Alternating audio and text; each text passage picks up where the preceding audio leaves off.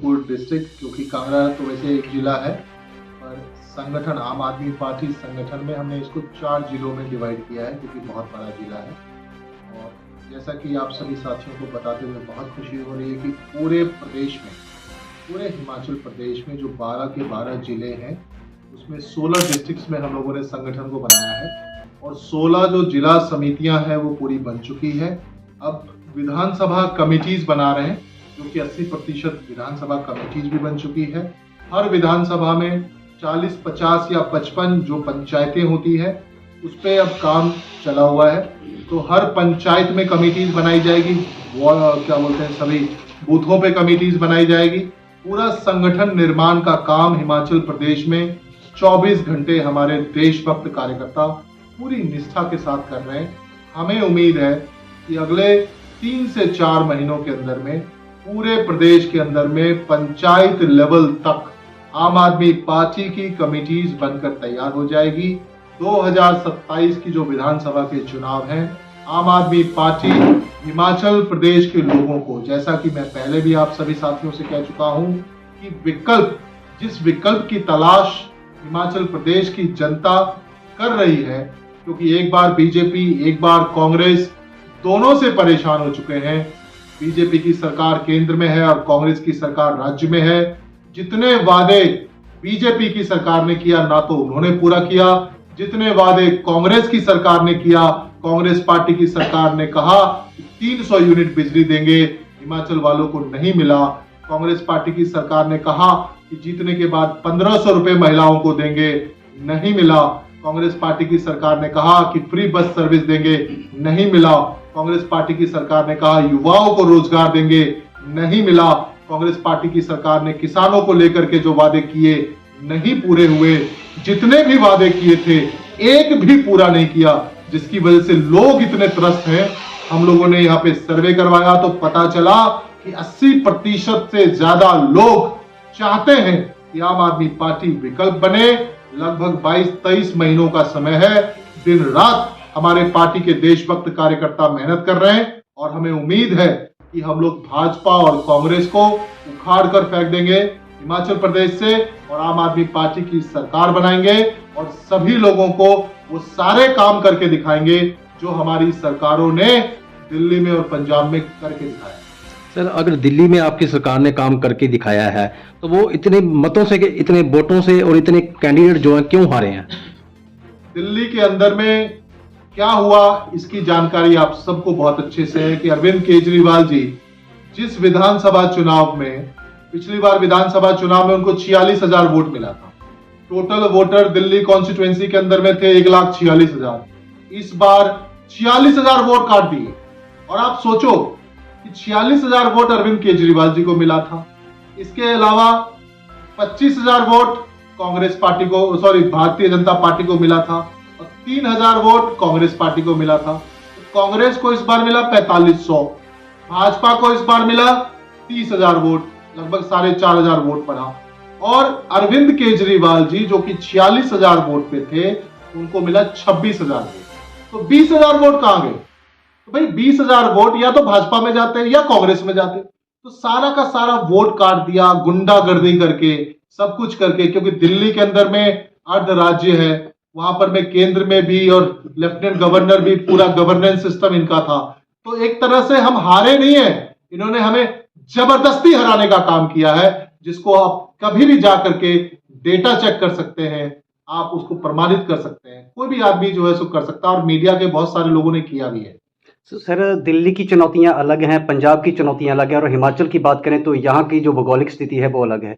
तो ऐसे में क्या मुख्य बिंदु आपके रहेंगे कि आने वाले चुनावों में आप जिस तरह से बात कर रहे हैं? पूरे हिमाचल प्रदेश के अंदर में अगर आप बात करें, आज हम कांगड़ा डिस्ट्रिक्ट में हैं। आज भी सोचो, आजादी के 75-80 साल के बाद भी कांगड़ा जिला, चंबा जिला इतना पिछड़ा क्यों है? कभी आपने सोचा यहाँ की सड़कें कितनी खराब है? यहाँ के युवाओं को रोजगार क्यों नहीं मिल पा रहा है? यहाँ के किसान क्यों दुखी हैं? यहाँ पर कोई काम नहीं हो रहा है, किसी भी तरह का काम नहीं हो रहा है। और पूरा का पूरा दोनों के दोनों सरकारें मिलजुल करके नूरा कुश्ती खेल रही है।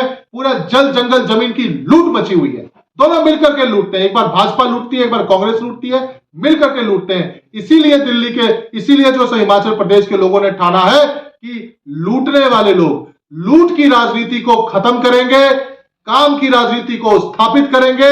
इसीलिए सभी लोग आम आदमी पार्टी से बहुत उम्मीद कर रहे हैं। हिमाचल का लीडर कौन होगा आपका?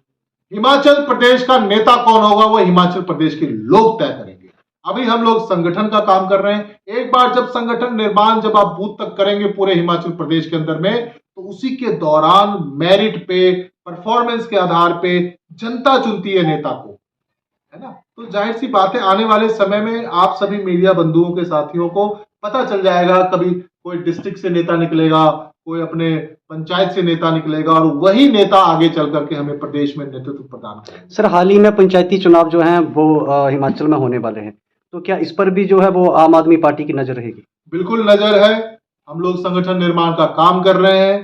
पंचायत स्तर पे जितने भी अच्छे लोग हैं, बहुत सारे अच्छे लोग हैं आम आदमी पार्टी में। बहुत से आपको डॉक्टर्स मिलेंगे, बहुत सारे प्रोफेसर्स मिलेंगे। आज देखिए कैप्टन बलदेव जी बैठे हुए हैं, अभी ये पूरनचंद जी जो है सो क्या बोलते हैं हिमाचल सरकार में अफसर रहे हैं। तो सभी पढ़े लिखे लोगों की पहली पसंद आम आदमी पार्टी है। तो हिमाचल प्रदेश में जो भी पंचायत का चुनाव होने के लिए जा रहा है, तो पंचायत में सभी अच्छे लोगों पे हमारी नजर है। जो लोग भी चुनाव लड़ रहे हैं या जो लोग नहीं लड़ रहे हैं, सभी अच्छे लोगों को हमारे कार्यकर्ता जाएंगे, उनसे मिलेंगे, उनके साथ बैठेंगे, खाना खाएंगे, उनको आम आदमी पार्टी की विचारधारा समझाएंगे और सभी अच्छे लोगों को पार्टी से जोड़ करके पार्टी को मजबूत करने का काम करेंगे। एक मेरा प्रश्न है आपके साथ कि केजरीवाल जी जब राजनीति में आए, उन्होंने चुनाव लड़ा, उन्होंने मतदाताओं को रिझाने के लिए काफ़ी फ्री योजनाएं दी। आज उन्हीं योजनाओं को कांग्रेस और बीजेपी अपना रही है। अपनाने से क्या होता है? हमने फ्री योजना नहीं चलाई। हमने कहा कि पंक्ति में खड़ा हुआ अंतिम व्यक्ति का भला होना चाहिए, केवल नारे देने से काम नहीं चलता है। हमारी एक्चुअल में गवर्नेंस का मॉडल क्या है? हमारी एक्चुअल में गवर्नेंस का मॉडल है जो बाबा साहब अंबेडकर ने हमें रास्ता दिखाया था कि शिक्षा शेरनी का दूध होता है, जो पिएगा वही दहाड़ेगा। हमने शिक्षा मॉडल को अपनाया। हमने बाबा साहब अंबेडकर से प्रेरणा लेकर के हमने शिक्षा को दुरुस्त करने का काम किया, स्वास्थ्य व्यवस्था को दुरुस्त करने का काम किया, महिलाओं के लिए योजनाएं चलाई, फ्री बस सर्विसेज, 300 यूनिट बिजली। तो ये सारी चीजें अगर हमने चलाई तो हमने करके दिखाया। पर आप कॉपी तो कर सकते हो। क्या हिमाचल प्रदेश के लोग बता सकते हैं कि जितने वादे इन्होंने किए थे एक भी पूरा हुआ? कॉपी करने से कुछ नहीं होता है, करने से होता है। Thank you.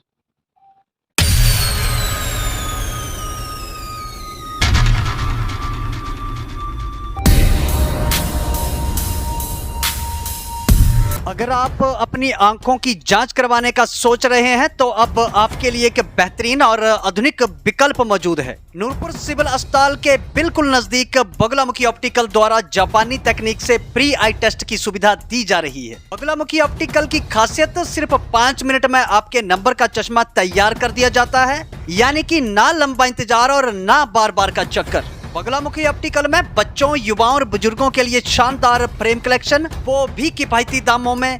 क्वालिटी और फिटिंग में कोई भी समझौता नहीं।